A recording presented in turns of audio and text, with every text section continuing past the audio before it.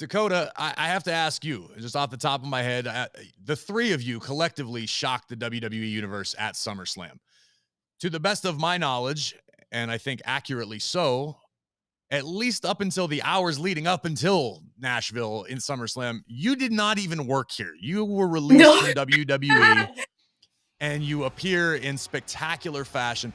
I want you to take a minute to sort of walk us through that journey of being dominant in NXT, being an NXT Women's Champion, having a great deal of success there, and then seemingly overnight, that dream is dashed. Everything goes up in smoke. Yeah. Talk me through those few months where you were away. Gosh, like when it happened, I think it was a mixture of like, obviously there's shock involved there, but at the same time there sort of wasn't. And I don't know, you just kind of have to prepare for that day one day. So like, when it happened, I was sort of at peace with it. And then those months away, I took time, I didn't take any outside bookings or anything like that because I really wanted to take time for myself and sort of reset and just like remind myself of the things that are important. And during that time, I was able to do that. So when that call came, like literally, was it 24 hours or something before SummerSlam? It was weird how the timing worked out like perfectly, like I hadn't taken any bookings or signed anything in stone. So like when that happened, it was more like, oh my gosh, was this like meant to be? And then by the time SummerSlam sort of came, I was still in the stage of processing everything that was happening because that was a very small window to sort of not only physically prepare, but mentally and emotionally as well. So but like it's a dream scenario to be alongside these two too. Like, she's been talking about this for a long time, wanting to do something like this. So the fact that it happened and on the stage that it did, it was like just overwhelming and surreal for sure. Io, right around this same time, you were out from NXT with an injury, and there was a lot of speculation, a lot of rumors that maybe Io was going to go back to Japan. Maybe Io wasn't coming back to NXT. So your appearance at SummerSlam was very, very shocking as well. Was there any chance that Io did not stay in WWE? Were you thinking about going back to Japan? Well, yeah, actually it might be happen too, because I've been here 4 years.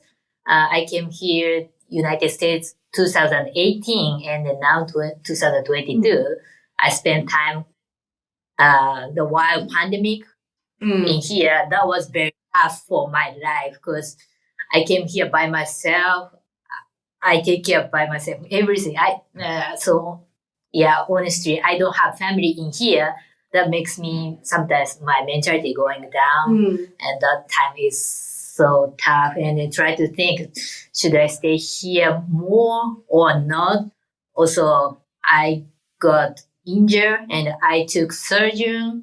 That time is thinking about my life again. So that's why, yeah, sometimes I thinking, if I have family in here, or if I have family, it will more makes my mentality, stable. It helps. So Yes. Helped me a lot. So that's why, yeah, honestly, I try to think that a lot of times, especially right before SummerSlam. So I don't want to say that, but actually, rumors was Bayley right. helped convince you. So to answer your question, we had to reel her back.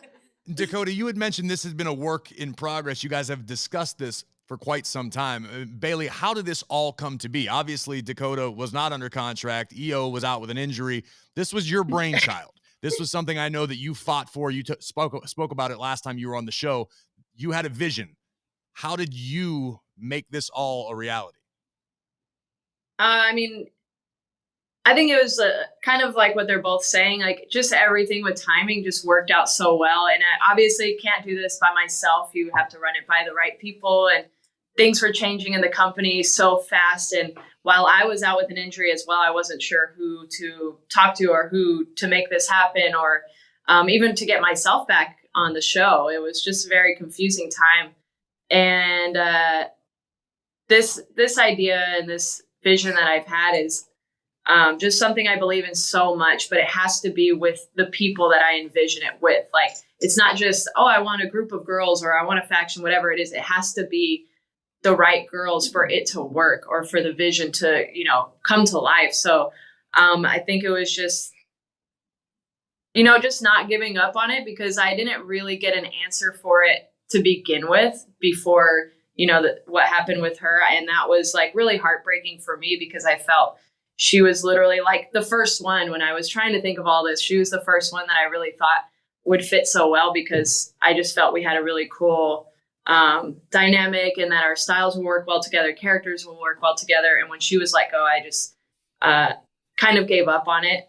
But it was, I don't know, something was eating at me. Like, I didn't want to come back alone. I didn't want to come back and just fall into the same thing.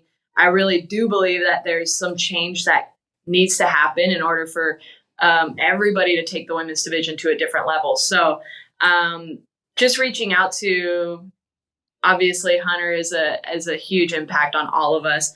In working with him in NXT for so many years, he helped me a lot, just try to figure out that vision. And I don't know, it was just like, let me just give it one last try. Let me just try one last time and see what he says, so that I can either move on from it or keep pushing for it and make tweaks if there needs to be.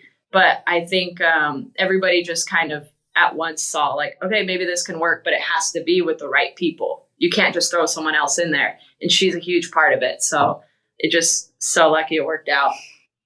And EO too, like, I'm just so lucky. Like you weren't, you know, it was just like, don't go. Yeah. No, just wait. Yeah. I'm grateful that they were willing to come and join me. It's part of that recipe of success. And the interesting part is, as you're talking, I'm looking at, you know, Dakota, because we have the way that we do these interviews, and I'm seeing her look up and she's shaking her head like, wow, I still can't believe this is real. Full disclosure, Dakota and I were with a group of our common friends 2 weeks before SummerSlam, and we're like, hey, how you doing? You're like, yeah, it's still good. And you were so positive. And then all of a sudden we're watching SummerSlam. We're like, what the hell is this? Like, we're standing up, like, we just did. Having those comments from, you know, Bayley on a personal level also help get you through that time of knowing like, hey, people still believe in you? Oh, absolutely. And like, the support when it initially happened was so overwhelming. Like, it's funny because this one here sent me like on the day, literally an hour after I got the call, I get like a box of chocolates and this big peace lily and stuff at my door. It's from her. And she's like already West Coast. And I'm like, dude, like, I just tweeted something funny. Like, I'm not dead. Like, no, all the messages, even from like EO, from everyone that I got was so overwhelming that I couldn't help but feel like okay about everything, even though it does sort of feel like a piece of you, like a piece of your goals sort of gone. I mean, I didn't know that this would be even possible at the end of the day. So I really had to come to terms with the fact, like, you know what, you've done a lot. You've met so many amazing people through this industry, through this business. Like, you can't help but feel like, you know what, I've done a lot.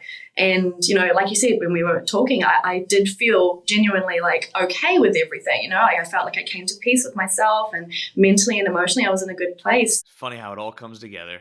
Yeah. Right. Yeah. Timing. There is somewhat, timing is crazy. To the day. Yes. Literally, like other things going on to the day. Like, Yes. Amazing. Like what you hear? Catch full episodes of After the Bell on Spotify. Follow us now and never miss an episode.